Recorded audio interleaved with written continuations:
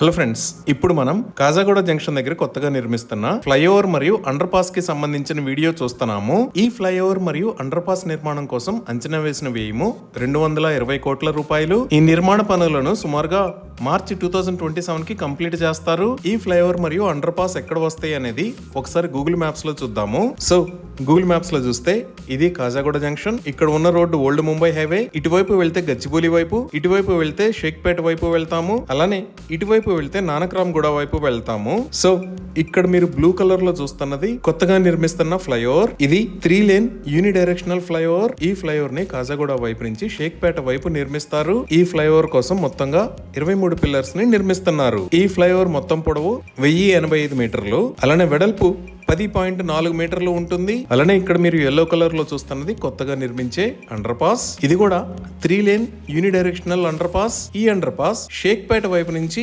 గచ్చిబౌలి వైపు నిర్మిస్తున్నారు. ఈ అండర్ పాస్ మొత్తం పొడవు 540 మీటర్లు, అలానే వెడల్పు 13 మీటర్లు ఉంటుంది. సో ఈ కాజాగూడ జంక్షన్ లో నిర్మించే గ్రేడ్ సెపరేటర్ వల్ల టోలిచౌకి ఫ్లైఓవర్, షేక్పేట ఫ్లైఓవర్ మీద నుంచి వచ్చే ట్రాఫిక్ ఇక్కడ ఆగకుండా ముందుకు వెళ్తుంది. ఈ ఏరియా 100% ట్రాఫిక్ ఫ్రీ అవుతుంది. అలానే హైటెక్ సిటీకి కూడా ఈజీ కనెక్టివిటీ అనేది వస్తుంది. ఇవి ఈ కాజాగూడ జంక్షన్ గ్రేడ్ సెపరేటర్ కి సంబంధించిన వివరాలు.